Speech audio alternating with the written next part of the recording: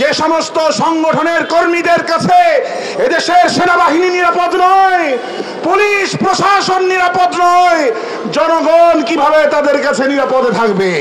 আজকে আমরা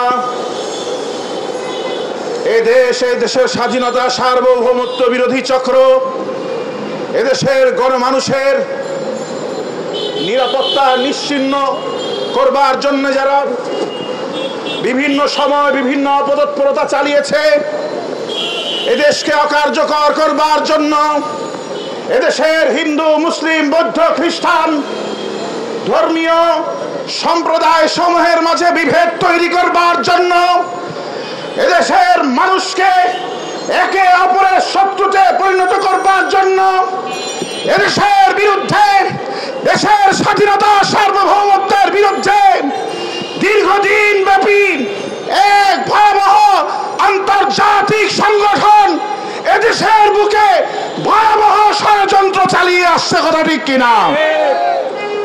সংগ্রামী সাথী ও বন্ধুগণ, আমরা দেখেছি বিগত পতিত স্বৈরাচারের আমলে এরা কিভাবে তিলে তিলে গোটা দেশের রন্ধ্রে রন্ধ্রে গোটা দেশের সমস্ত সিস্টেমকে তারা গ্রাস করেছে।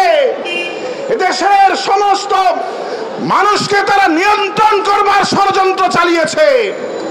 এই জন্য আমরা দায়িত্বহীন ভাষায় বলতে চাই, ইসকন নামক আন্তর্জাতিক ষড়যন্ত্রকারী সংগঠন, আন্তর্জাতিক হিন্দু উগ্রপন্থী সংগঠন, আন্তর্জাতিকভাবে পৃথিবীর বিভিন্ন রাষ্ট্রে ইসকন নিষিদ্ধ হয়েছে।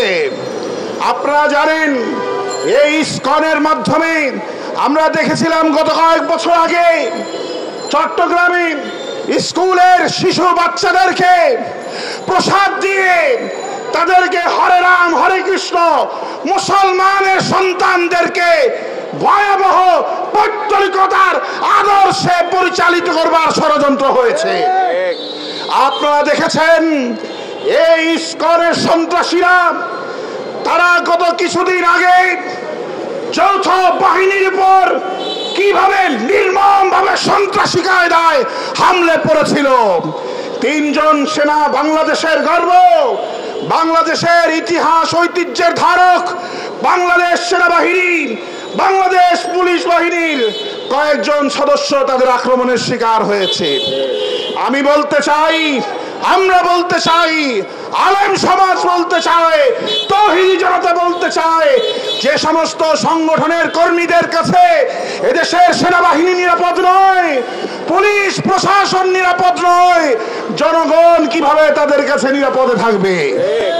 এই জন্য আমরা দায়িত্বহীন ভাষায় বলতে চাই, ইসকন নামক তাদের এনজিওর ব্যানারে তাদের সমস্ত সন্ত্রাসী কার্যক্রম এবং তাদের উগ্রতা, তাদের বিশৃঙ্খলা বন্ধের জন্য অনতিবিলম্বে সরকারকে পদক্ষেপ গ্রহণ করতে হবে।